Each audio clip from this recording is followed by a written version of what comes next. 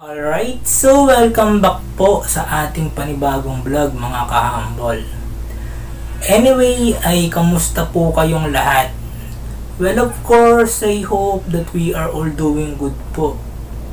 So, bali sa video ito ay aalamin naman po natin ang pinagmulan ng pangalan ng San Jose del Monte sa Bulacan. Patay! Yari!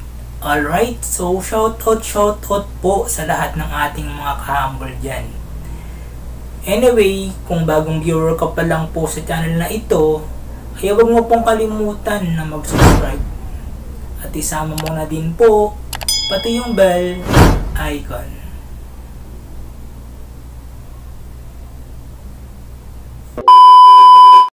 Alright, so based on my own analysis po mga kahambol, sinasabi ni nagmula daw po ang pangalan ng bayan mula sa estatwa ng St. Joseph of the Mountain.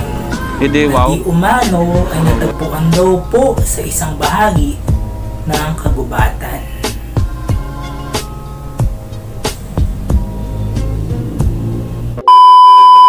Alright, so karagdagang kaalaman lang mga kahambol. Alam nyo na po ba na noon daw pong panahon ng mga Kastila, di umano ang tinatawag po nating San Jose del Monte ngayon ay isa lang daw po palang malawak na kagubatan noon. Hindi totoo yan. Ang lugar na ito bola lang yan. Lang daw pong kuhanan ng mga malalaking bato na ginagamit sa pagtatayo ng mga simbahan sa Maynila at sa iba pang lugar. At dagdag pa nga po dito na marami din daw po ang mga magagandang uri ng punong kahoy sa lugar na ito.